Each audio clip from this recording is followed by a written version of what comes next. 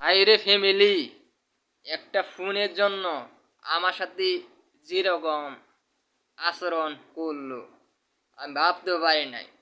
যদি জানতাম তারা আমার সাথে খারাপ আচরণ চাইবে তাহলে আমি ফোনটা জীবনেও চাইতাম না।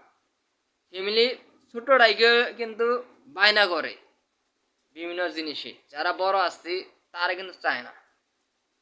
আমরা তিন ভাই, আমি দি সবার ছোট।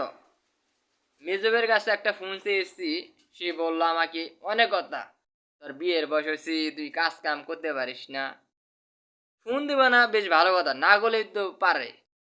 তবে এসব বলার মানে তো বুঝলাম না। একটা বড় ভাই আসছে, তার কাছে চাইলাম না, সে ইন্ডিং বলতে পারে না, সেজন্য তার কাছে চাইলাম না। আমি যতদিন বেঁচে থাকি ততদিন আমি আমার ফ্যামিলির কাছে কিছুই চাইবো না। যদি আমি মারাও যাই তাও চাইবো না। কারণ ফ্যামিলির আচরণ কিরকম আজকে সেটা আমি টের পাইছি।